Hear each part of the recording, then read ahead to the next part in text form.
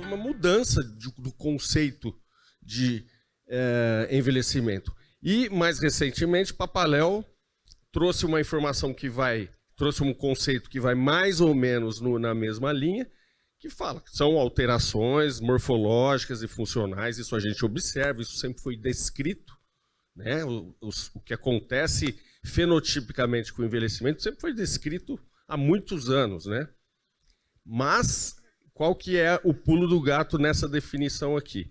A gente vai se tornando progressivamente mais vulnerável a agressores, depois vai ficar mais claro o que seriam esses agressores, e que terminam por levar o indivíduo à morte. Então isso traz uma outra reflexão, que é a seguinte: ninguém morre de velhice. A gente ouve muito isso, né? A minha avó morreu de velhice. O que a gente tem a ideia? Uma senhora que provavelmente morreu numa idade, de uma faixa etária bastante avançada, e morreu quietinha no canto dela, quer dizer, aquela morte tranquila que a gente fala, meus avós morreram de velhice. Ninguém morre de velhice. A velhice leva a uma vulnerabilidade essa que torna o organismo mais suscetível a fatores estressores ou agressores, que a gente vai falar bastante sobre isso, e que pode inclusive matar. Outra reflexão: quando que a gente começa a envelhecer? A Aline falava aqui de intraútero, né? A gente estava falando até de concepção, né? O conceito clássico é que a gente começa a envelhecer a hora que a gente nasce, não é assim? A gente não canta, cada ano que passa ela fica mais velha, né? Uma criança de 5 anos, uma criança de 7, um adolescente de 13, essa pessoa está envelhecendo ou está desenvolvendo? Isso é envelhecer? A gente pode levar o pé da letra e dar um passo atrás, né, Aline? A gente pode falar que a gente começa a envelhecer, portanto, na concepção. Um embrião, um feto já está envelhecendo? Já está envelhecendo? Quer dizer, existe envelhecimento intraútero? Começa a soar um pouco estranho. Ou a gente envelhece subitamente, né? Aos 60 anos eu me torno velho no Brasil, na Espanha aos 65, ainda tem isso, né? Quer dizer, são conceitos meramente convencionais. Claro que tem sua importância você definir, principalmente para políticas públicas, para estudos científicos, cortes etários para definir o que é o idoso ou não, mas obviamente que não é súbito. Ou será que a gente passa a envelhecer a partir do declínio funcional? Aos olhos da ciência, quando a gente vê as definições, os conceitos mais aceitos atualmente de envelhecimento, fica muito claro que a gente começa a envelhecer a partir do momento que a gente começa a declinar. Então é muito claro isso, né? A gerontologia e a ciência entendem o envelhecimento como um processo de declínio. Então a gente entende que uma pessoa está ficando mais velha, uma menina de 15 é mais velha do que o irmão de 10, tudo bem, não tem problema a gente falar isso. Mas entender, do ponto de vista biológico, que o envelhecimento é um processo de declínio. Isso é muito comum, por exemplo, com que idade eu devo procurar o geriatra, né? Essa é uma pergunta muito frequente. A hora que eu ficar idoso, eu vou procurar o geriatra. Quer dizer, você não dorme jovem e acorda idoso, tá certo? Então, a resposta é a partir do momento que você começar a sentir algum declínio em alguma função sua. Então, a história natural do desenvolvimento, a história natural do ciclo de vida de qualquer ser vivo é passar por um processo de desenvolvimento, obtendo-se um platô que dura um tempo variável e aí inicia-se um declínio. Tá claro? Bom, e qual que é a principal consequência do envelhecimento? Vejam que eu estou falando de envelhecimento fisiológico. O tema da aula era envelhecimento saudável. Eu não estou falando de doença, tá? Vai beirar a doença, como vocês vão perceber. Qual que é a principal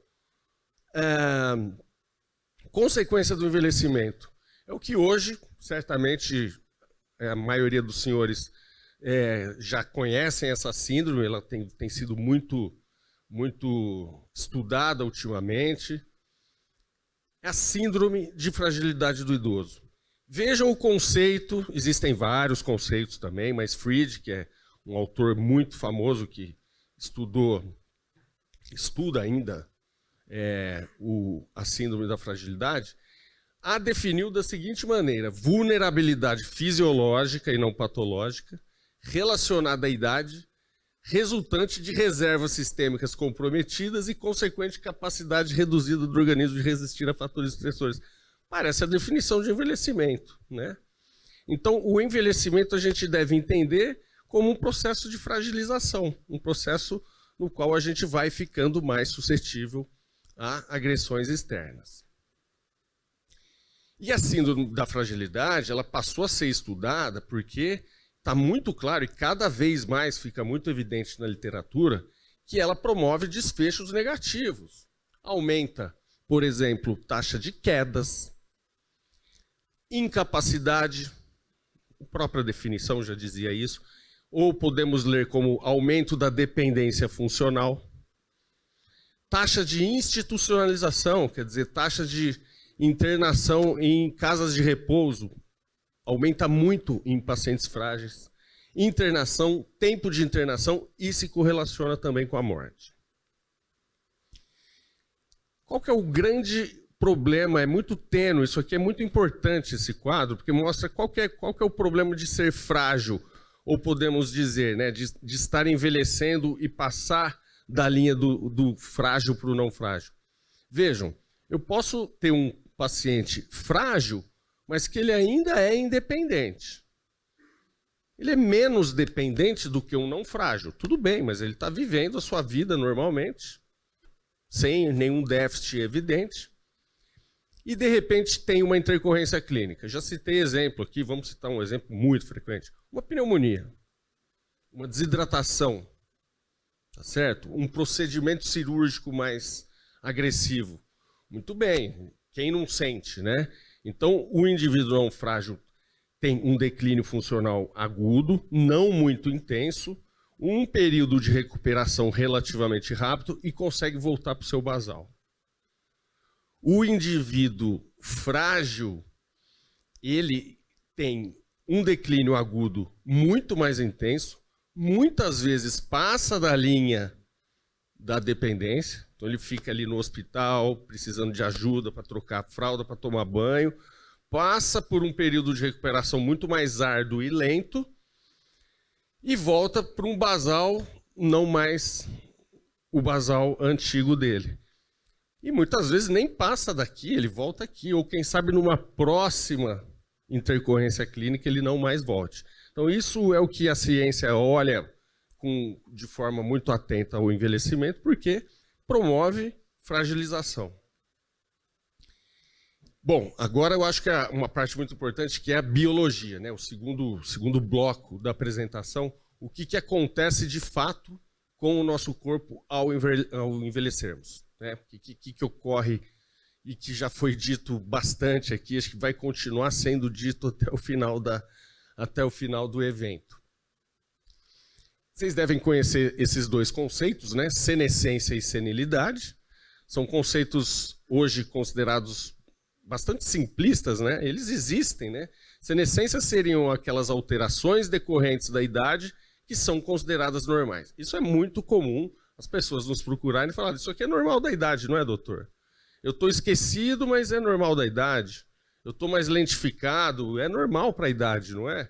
Não estou enxergando direito. E a senilidade seriam aquelas alterações que são relacionadas à idade, porém não fisiológicas, considerado um envelhecimento doentio. Então, isso é muito simplista, né? Senescência é o normal para a idade, senilidade é o não normal para a idade. Nós vamos voltar daqui a pouco e criticar bastante esse conceito, tá? A gente pode entender o envelhecimento, isso já vem sendo dito nesse evento, no nível molecular, que é ali que tudo começa, né? É ali que a gente começa a sofrer agressões. Que molécula? Todas as moléculas do corpo sofrem agressões em função do tempo. Inflamar é viver, ou viver é inflamar, tem gente que fala, né? Viver é gerar radicais livres.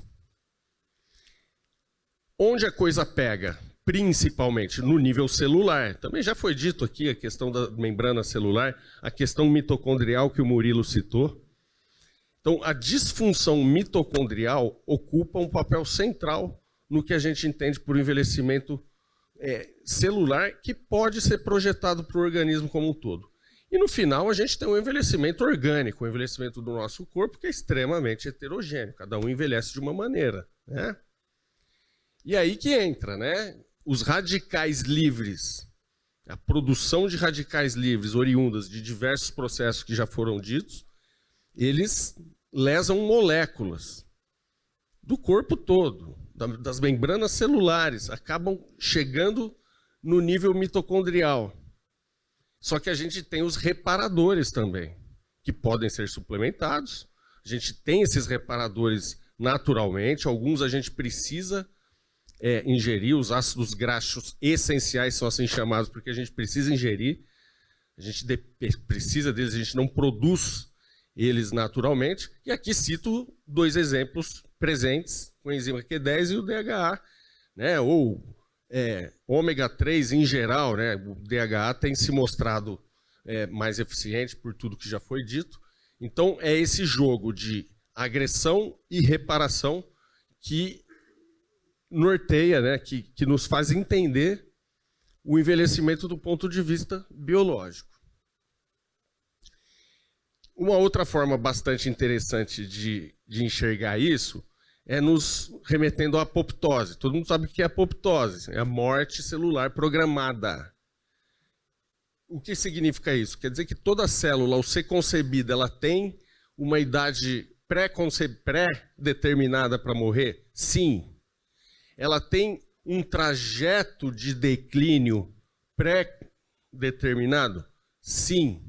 Então, isso acontece, insisto, a gente pode projetar o que acontece na célula para todo o organismo.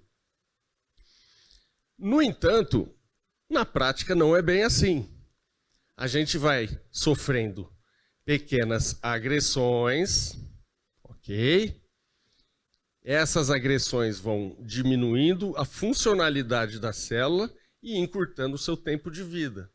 Então, o que se entende hoje é que isso daqui, essa linha perfeita, que quase nunca a gente consegue obter, é a senescência. E essa linha torta, cheia de percalços e que acaba por interromper precocemente o nosso ciclo de vida, seria a senilidade. Então, senescência e senilidade é algo muito teórico, vamos dizer assim. Não que não existam, né?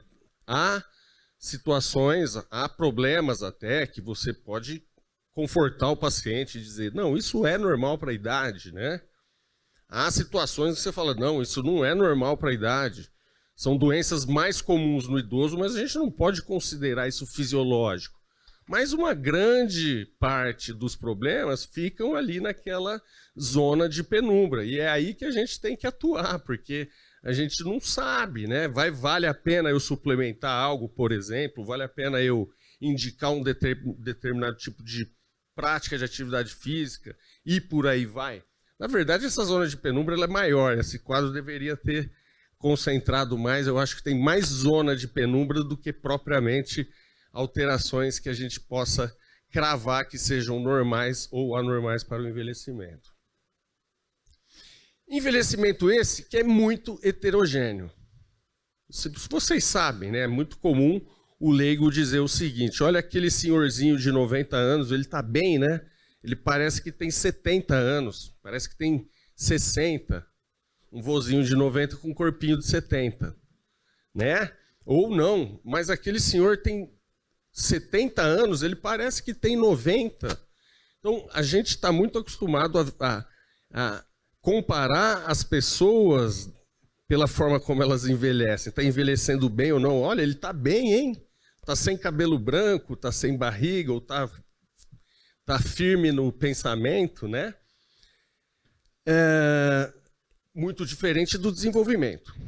Pensem no desenvolvimento neuromotor das crianças, que é algo programadinho, né?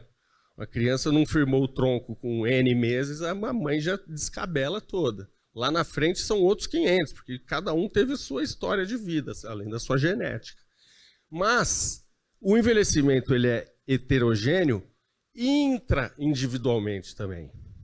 Então aqui, isso aqui estamos trabalhando com médias, né? Aos 25, aos 50 e aos 70 anos, qual a porcentagem de funcionamento de cada sistema no nosso corpo. Então, mesmo dentro do próprio organismo vai ter heterogeneidade. Isso aqui é média, mas tem gente que não declinou tanto os pulmões e declinou muito mais o fígado. Tem gente que teve uma demência precoce e o funcionamento cerebral declinou de uma forma muito mais rápida do que a sua taxa metabólica e por aí vai. Tá? Então isso aqui nos dá uma noção, na média, de como declina-se, mas temos que entender que é uma média e que o envelhecimento é super heterogêneo.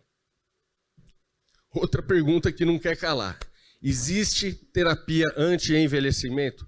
Isso é muito comum, principalmente no contexto de suplementação. Então eu quero tomar um determinado medicamento, uma determinada pílula que me rejuvenesça, né? Existe isso? A resposta de cara é não, tá? Mas começa a existir. Em janeiro desse ano, esse trabalho tem sido muito festejado por quem estuda envelhecimento. Foi publicado na revista Cell, de altíssimo impacto, né? E tem sido muito festejada, tem chamado muito a atenção da ciência e dos pesquisadores, porque pela primeira vez, através de estímulo de mecanismos reparadores, foi possível reverter algumas alterações fenotípicas próprias do envelhecimento em roedores. Veja, o envelhecimento ele é multifatorial. Eles conseguiram reverter uma pequena parcela disso, ainda está muito no campo experimental. A resposta é, tem terapia anti-envelhecimento? Não, não tem. Isso aqui talvez seja o embrião de algo que vai começar a ser, talvez, comercializado e popularizado daqui a 20 ou 30 anos. Né? Então, estamos muito longe de terapia anti-envelhecimento. Né? Então, não dá para nós, né? Bom, então vamos agora falar sobre essa relação de nutrição e envelhecimento. É uma relação muito interessante de ser discutida, porque o envelhecimento ele funciona como modelo de algumas doenças, e principalmente as doenças nutricionais. E percebam que a maioria, pelo menos eu tenho, o meu público, obviamente, ele é viciado, né? Porque eu atendo idosos ou pessoas envelhecendo. Mas muitos dos objetivos que as pessoas têm ao procurarem a suplementação é lutar contra o envelhecimento. Quando a gente olha, você está tomando um suplemento para ficar com a pele melhor ou pior, né? E você está tomando um suplemento para doer menos o seu joelho, para ter uma capacidade muscular melhor, para o cabelo não ficar branco. Quer dizer, se a gente olhar bem, a gente não está tomando suplemento para voltar atrás no desenvolvimento, a gente quer frear o declínio. Então tem muita relação entre envelhecimento e nutrição, muita. Antes da gente falar da questão nutricional propriamente dita, a gente tem que começar por onde a gente come, né? O sistema digestivo. Então, redução de produção salivar, marca registrada do envelhecimento natural. Redução do paladar, comprometimento de dentição, favorecendo desnutrição. Isso é evidente, né? Isso é evidente. Essa correlação existe e é muito bem estabelecida na literatura. Absorção de nutrientes. Felizmente, o envelhecimento não prejudica muito a absorção de nutrientes. Macronutrientes, então, praticamente não há alterações descritas como processo do envelhecimento. O mesmo não se pode dizer sobre micronutrientes. Alguns micronutrientes têm, sim, a sua absorção prejudicada em função da idade, a gente vai ver mais para frente. No sistema músculo-esquelético é sabido, notório, que há perda de massa muscular, perda de massa óssea, redução de espaço intervertebral, que em parte e principalmente explica a diminuição de altura em função da idade, degeneração de cartilagem articular, tudo isso faz interface com o estado nutricional. E o envelhecimento leva à redução de taxa metabólica, em linhas gerais, e principalmente na eficiência de síntese proteica. E isso aumenta muito o risco nutricional de pessoas idosas. Essa transição de composição corporal é muito bem conhecida. Conforme envelhecemos, a gente troca massa magra por massa gorda, de forma progressiva. Isso aí é a média de composição corporal. O Hugo vai falar, acho que deve falar bastante sobre isso. Estamos falando de indivíduos eutróficos, não estamos falando de indivíduos obesos nem subnutridos. Então, um indivíduo eutrófico de 25 anos tem, em média, 15% de gordura no corpo, e um indivíduo eutrófico aos 75 tem, em média, 30% de gordura no organismo. Isso leva também, por consequência, a redução da quantidade de líquidos no organismo, o que se repercute em uma série de problemas. Por exemplo, desidratação, né? Por que o idoso se desidrata mais fácil? Dentre outras coisas, porque ele tem menos líquido no corpo, ponto final, né? Essa questão da síntese proteica ela é um ponto crucial no declínio no processo de envelhecimento. É o que é chamado de sarcopenia. Sarcopenia é perda de massa muscular. E não é só massa, é perda de função muscular. Hoje muito autor evita falar em sarcopenia e fala em dinapenia. Quando a gente pede para um idoso fazer atividade física resistida, a gente não está querendo apenas que ele tenha trofismo, a gente quer, em última análise, que ele tenha força de fato, suba a escada sozinho, consiga fazer suas tarefas de forma independente e autônoma, né? Então o termo sarcopenia vem sendo aos poucos trocado pelo termo dinapenia. E por que a gente tem esse problema com a proteína, né? Por que o envelhecimento tem esse problema com a proteína? Há uma resposta inadequada muscular à oferta de aminoácidos e já tem evidência que isso se deve a questões micronutricionais, tá certo? Quer dizer, pequenos compostos, que nós não estamos mais falando de macronutrientes, mas que prejudicam a incorporação muscular de proteína. Tem uma resposta inadequada muscular a hormônios anabolizantes, não estou falando de androgênios, não, estou falando de hormônios anabolizantes em geral, como a insulina. E a questão da ingestão alimentar inadequada também, obviamente. Hoje já é possível a gente mensurar a síntese proteica de um indivíduo. É possível fazer isso. Então, esse trabalho ele é muito conhecido também e ele mostra a debilidade do indivíduo idoso em promover síntese proteica. Ele até aqui a gente é a medida de síntese proteica em si, e aqui a quantidade de proteína ingerida para induzir tal síntese proteica. O que a gente observa? Que o idoso consegue até chegar quase no mesmo nível, no mesmo platô de síntese proteica do jovem. É um pouquinho menos, mas consegue quase. Mas qual que é o problema? Ele precisa de uma quantidade maior de proteína para chegar nesse platô e demora mais tempo para isso. Então é tudo mais difícil, tudo mais lento, e isso vai facilitando o processo de fragilização, o processo de sarcopenia, dinapenia e, em última análise, perda de autonomia e capacidade funcional em geral, que é o que a gente quer quando a gente envelhece, a gente quer se manter autônomo.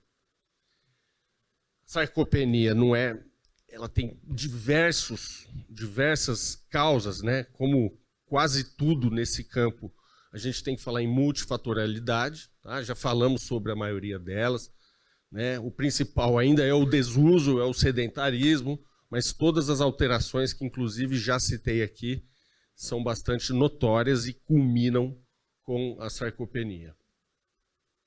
E hoje a gente também fala de osteosarcopenia. Não é possível você pensar em músculo sem pensar em osso. Eles estão ligados, eles estão grudados pelos tendões, né? Embriologicamente falando, eles vêm da mesma origem, né? Tudo que fortalece a musculatura fortalece o esqueleto e vice-versa. Então, a gente hoje fala em osteosarcopenia. Então, há nitidamente uma perda de massa óssea e massa muscular em função do tempo de vida, em função do envelhecimento, com o detalhe de que a massa óssea se destaca na mulher de uma forma muito mais abrupta, a partir, obviamente, do processo de menopausa. Da menopausa, né, a falência ovariana proporcionando aí uma perda de massa óssea. Então, hoje o conceito é dinapenia e osteosarcopenia, né? A coisa tem evoluído dessa maneira. E micronutrientes? Vejam, tem a questão da suplementação, o quanto que a suplementação vai conseguir melhorar a funcionalidade, o quanto vai conseguir retardar o envelhecimento. Ainda estamos engatinhando, ainda tem muito campo para ser explorado, mas a gente tem que entender o idoso como um paciente de altíssimo risco para déficit micronutricional, tá certo?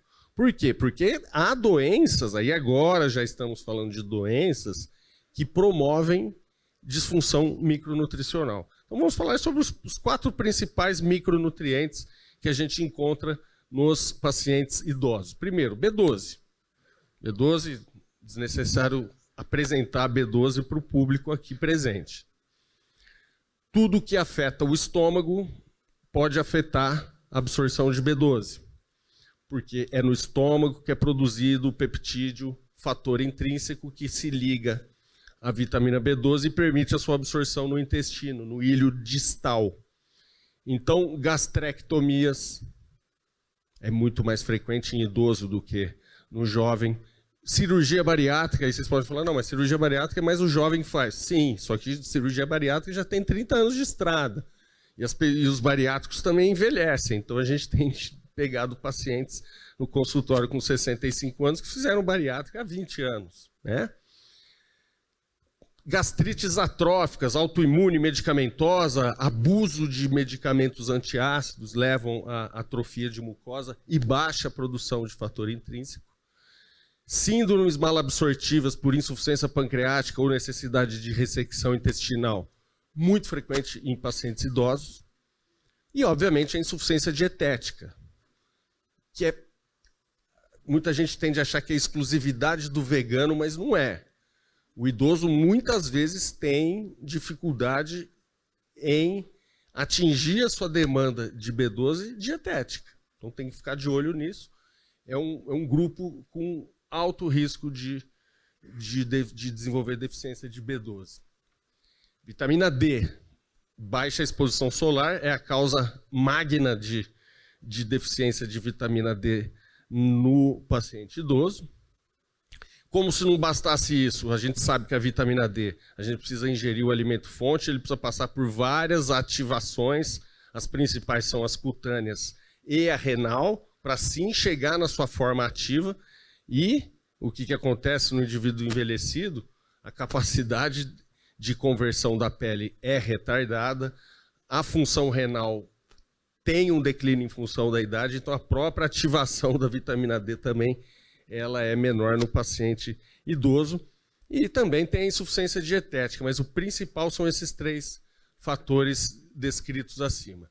Falar em vitamina D, a gente se remete também ao cálcio. O cálcio é um dos micronutrientes. Tem vários, quando a gente olha, micronutrientes que tem sua absorção prejudicada simplesmente em função da idade. Dos mais importantes, o cálcio se destaca muito, tá? Então, tem diminuição da capacidade absortiva do cálcio.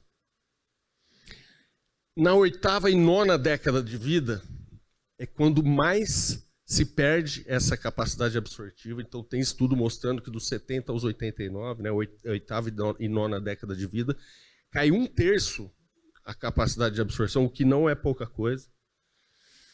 A intolerância a leite e derivados, a hipolactasia, que está tão comum, às vezes supradiagnosticada também, né? Existe uma cruzada contra o leite agora, tem muita insuficiência, deficiência de lactase que a gente sabe que foi criada pelo avaliador, mas o idoso, quanto o leite, de fato, né? Ele é vital na fase de desenvolvimento. Então, a lactase vai diminuindo, logo o paciente idoso tem maior tendência à intolerância por deficiência de lactase. E a insuficiência dietética. Cabe muito falar da insuficiência dietética, né? A composição do alimento ingerido no idoso muitas vezes peca no cálcio. Então, suplementação de cálcio também, assim como vitamina D e B12, muitas vezes comum. Ferro. Também um problema. Gente, deficiência de ferro, via de regra, é por perda. Tá? É sangramento. Seja sangramento evidente, que a pessoa nota o sangramento, quando teve um trauma, uma grande cirurgia que sangrou mais além da conta, ou podem ser hemorragias graduais, lentas, que não se manifestam, que não chega a exteriorizar, mas que culmina com uma anemia ferropriva.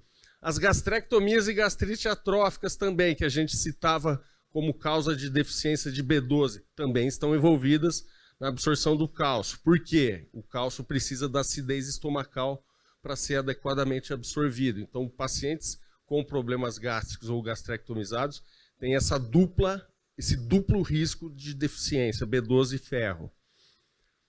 A insuficiência dietética, como eu disse, ela é secundária.